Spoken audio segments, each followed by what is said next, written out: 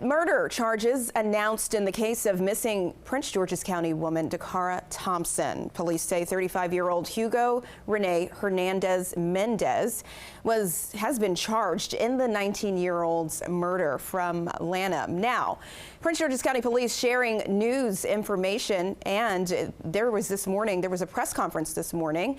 That's where we find our DC News Now's Randy Bass. She is at the scene with breaking details. Randy.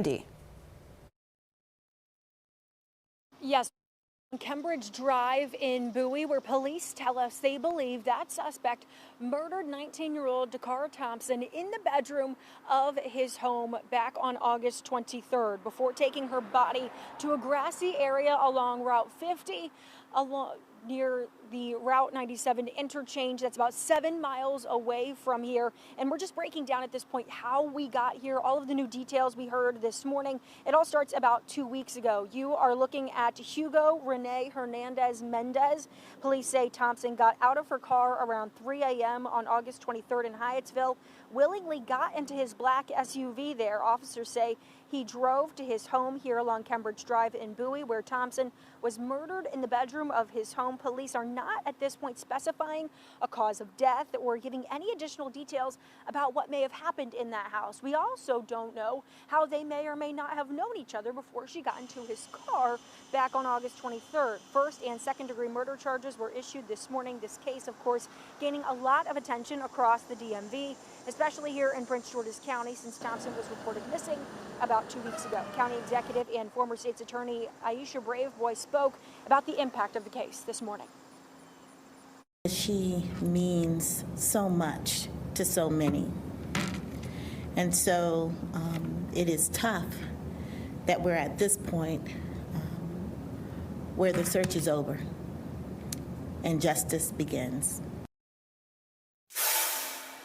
As for what we know about the 35-year-old suspect, Hugo Rene Hernandez Mendez, police tell us he was arrested previously back in April by U.S. Park Police on a DUI charge for which he was later released pending trial. We've also learned today from Prince George's County Police telling us that immigration officials have placed a detainer on Hernandez Mendez. We have reached out to ICE officials to confirm that, along with other aspects of his status. He is expected to appear in court for a bond hearing at 1:15 p.m. on Monday. For now, he remains behind bars. In Bowie, I'm Randy Bass, DC News Now. Randy, thank you. Now let's switch gears. Meteorologist David Matson joining us with a check on the forecast. And Damon, it feels like a summer day out there. Sure does, Shanika. We have had this flip here at the end of the week after we had all those crisp days in a row. Yesterday, we saw some thunderstorms roll across the area, and today that heat and humidity is actually ramping up a bit more after the rainfall we picked up. Now, it wasn't a lot at the end of the day. All those storms and what bit of rain we did see on Thursday was extremely scattered. D.C. saw its first decent measurable amount of rainfall here in a while, a little over 3/10 of an inch within the city there. So yeah, we got one of those streaks of heavier rain near DC. Also up across north central Maryland, we also saw a healthy amount of rain in parts of Carroll, Frederick counties, even drifting back toward the eastern panhandle in Jefferson County. But a large portion of the area stayed dry, and now today, with the return of some southerly winds ahead of another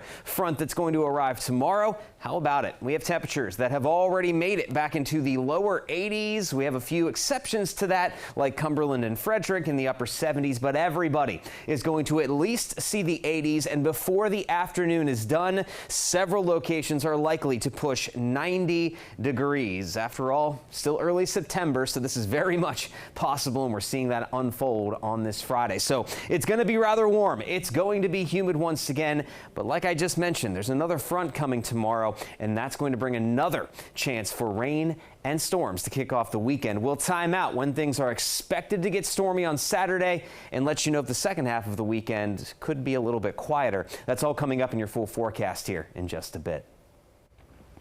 All right, thank you, Damon. As the federal government continues its efforts to flex its political muscles over the nation's capital, there's new debate on what comes next once the crime emergency ends. DC News Now's Max Marcellus shares the latest on the future of the district.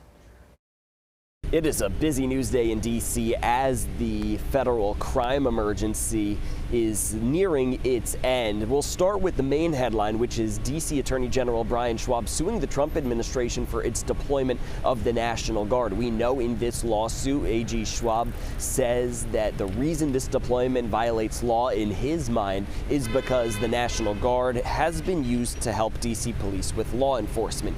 In the suit, Schwab called the deployment a military occupation that is dangerous to individual liberty and democratic rule. D.C. Councilmember Robert White was asked about this effort, and he says he appreciates the district's AG. I applaud him and his team for filing this lawsuit.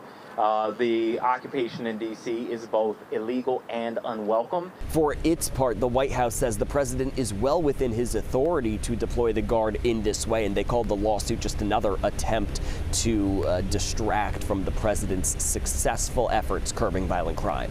Now back to Capitol Hill, where several bills, according to the Washington Post, could be introduced by House Republicans, and they have drawn backlash from Democrats and many home rule advocates in D.C. because among those potential bills, removing the local AG and replacing him with a presidential appointee, and several measures on crime, including new or enhanced mandatory minimums for various crimes. We asked D.C. Councilmember Zachary Parker about those efforts. Our independent Attorney General has served as a safeguard for the district in this fight and in many others. I think to do away with that independent office would set us back tremendously, as well as overturning our public safety laws, which we've been really thoughtful about improving, enhancing, and tweaking in recent years. The emergency order for the crime emergency in D.C. ends on Wednesday the 10th. Congress does not appear primed to extend it, and we'll see what happens after that. Reporting on Capitol Hill, Max Marcilla, D.C. News Now. All right, Max, thank you. And you can see our full continuing coverage of President Trump's takeover of D.C. police on our website at dcnewsnow.com. Just click on the D.C. Takeover tab.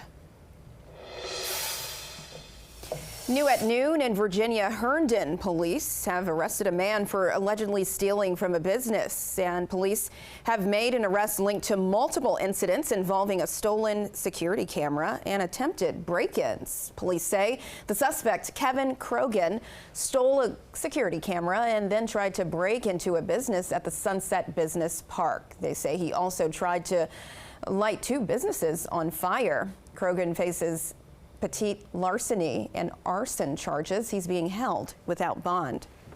And one person is recovering after an apartment fire in Montgomery County last night. Crews were called to an apartment on Needwood Road. When they arrived, flames were coming from the top floor.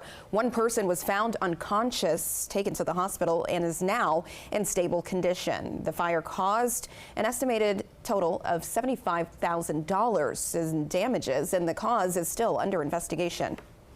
A tractor-trailer crash and fire caused several lanes to close this morning in Fairfax County. Details are still limited, but officials say the crash happened in the southbound lanes on I-95. It's unclear how many vehicles were involved or if the crash hurt anyone. And roads throughout D.C. and Virginia will be closed this weekend for D.C. Bike Ride. They'll be blocked off starting tonight at 6 and won't reopen until 5 p.m. on Saturday. Bicyclists will be riding past the district's most iconic sites. And during the 20-mile course, you can find a full list of the closures on our website. Again, that's dcnewsnow.com, but you search for D.C. Bike Ride. Happening right now, Prince George's County Executive Aisha Braveboy continues her 100-day listening tour. She's currently meeting with Senator Malcolm Augustine in District 47. She's visiting schools and businesses during the tour as well, and the goal of the tour is to listen to residents and identify issues and solutions.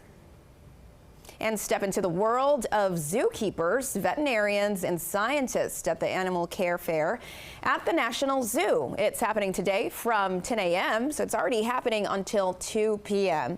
You can talk to a zoo staffer one-on-one about how they care for more than 2,000 animals. There's also feeding and training demonstrations. You can even pet some of those animals. And looking ahead, a celebration of the rich Asian culture in the district this weekend. The second annual U.S. Asian Fest is Saturday, and ticket prices will vary for the event at the Dulles Town Center. Kids are under 12 will be free.